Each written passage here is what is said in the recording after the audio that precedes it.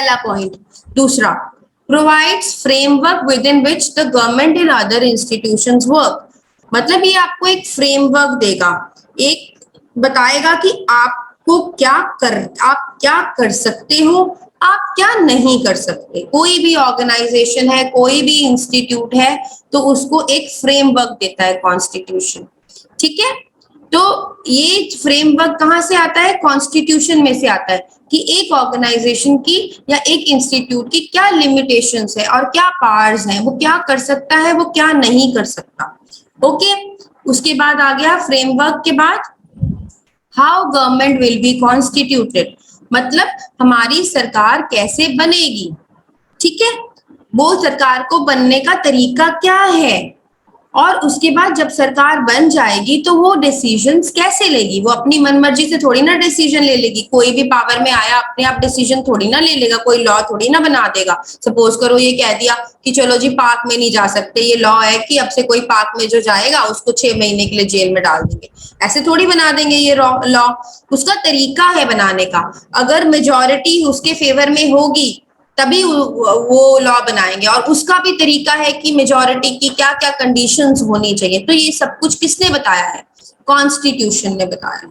Okay Yasmin, समझ आया आपको? Okay yes ma'am. उसके बाद कॉन्स्टिट्यूशन क्या करता है? कॉन्स्टिट्यूशन पावर्स बताता है, ड्यूटीज बताता है और लिमिट्स बताता है कि आपकी क्या क्या पावर्स है, आप क्या क्या कर सकते हैं, आपकी क्या क्या ड्यूटीज है, आपको क्या क्या करना है, और उसके बाद आपकी क्या क्या लिमिट्स है, आप क्या क्या नहीं कर सकते। ठीक है, क्लियर हुआ बेटा? उसके बाद आ गया tells the rights of citizens and rules of laws. Rights of citizens, आपके जो राइट्स है, right to equality, right to freedom, freedom to speech, बोलने की फ्रीडम, अपने आप को एक्सप्रेस करने की फ्रीडम, लोगों के साथ बराबरी रखने की फ्रीडम, ये हमारे 6 फंडामेंटल राइट्स हैं जो हम बाद में पढ़ेंगे। ठीक है, तो ये सारे हमारे जो सिटीजन्स के राइट्स हैं, इनको इनके बारे में बताता है, और हमें उन्हें प्रोटेक्ट कैसे करना है ये भी बताता है। ठीक है, तो ये 5 पॉइंट हैं बेटा कि हमें कॉन्स्टिट्यूशन क्यों चाहिए। आई होप यहाँ तक क्लियर हुआ है आपको। नेक्स्ट हम नेक्स्ट क्लास में पढ़ेंगे। एक ये चीज आपको बतानी रह गई थी, देखिए अब हमारा जो कॉन्स्टिट्यूशन है, मैंने आपको बताया कि वो सिटीजन्स को भी देखता है और गवर्नमेंट को भी देखता है। अब वो गवर्नमेंट में भी ना 3 ब्रांचेस होती हैं इसकी। 3 ब्रांचेस कौन कौन सी है? एक है लेजिस्लेटिव, मैंने आपको बताया था ना पार्लियामेंट होता है, तो पार्लियामेंट जो है ना वो लेजिस्लेटिव में आता है, जो लोग लॉ बनाते हैं।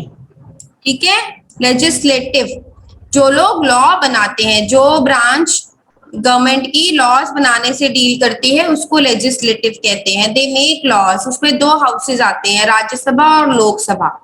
ओके, उसके बाद आ गया जुडिशरी। जुडिशरी जिसमें हमारे जजेस आ जाते हैं, एडवोकेट्स आ जाते हैं, पुलिस ऑफिसर्स आ जाते हैं, आर्म्ड फोर्सेस आ जाती है ना, ये जुडिशियल जो हमारे लॉ को प्रोटेक्ट करते हैं। ओके, हमारे जो रूल्स की प्रोटेक्शन करते हैं। पुलिसमैन चोरी नहीं होने देते ना, तो वो प्रोटेक्ट करते हैं इस लॉ को कि अगर कोई चोरी करेगा तो उसके साथ ये हो सकता है। क्लियर?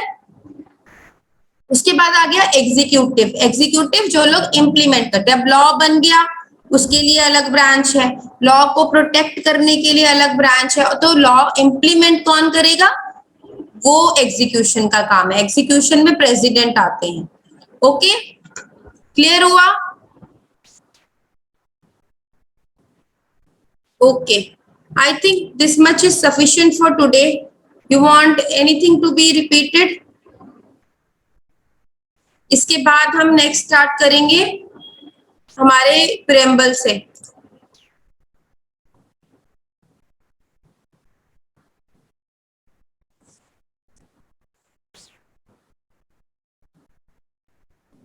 करें अभी? बताइए, या किसी को कोई डाउट तो नहीं है?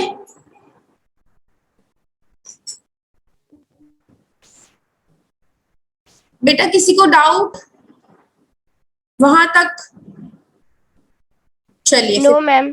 चलो प्रेम्बल पढ़ लेते हैं हम। तो प्रेम्बल क्या है कॉन्स्टिट्यूशन का? हाँ जी अनिर्बन। मैम हमारा रिजल्ट कब देंगे? बेटा वो आप स्कूल से पूछिए।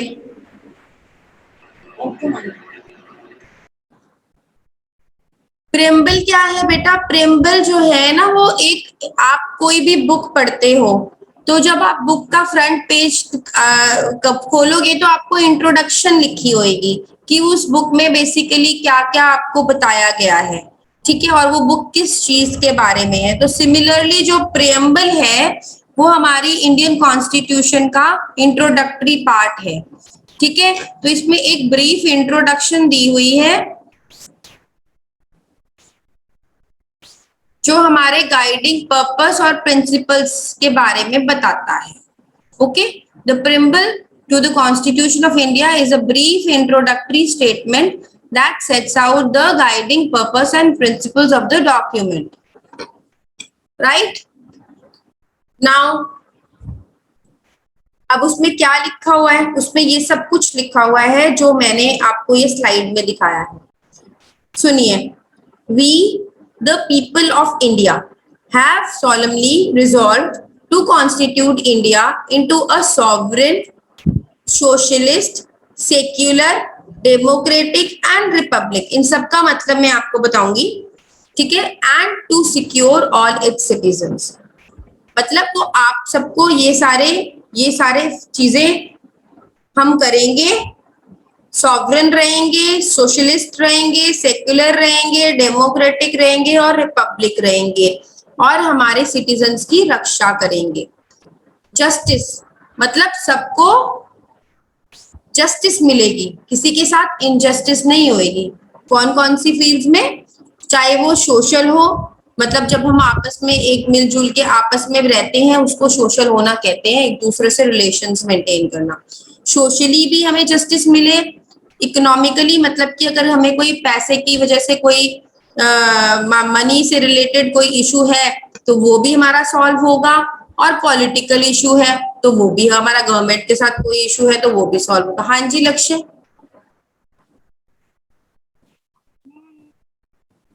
बोलो बेटे।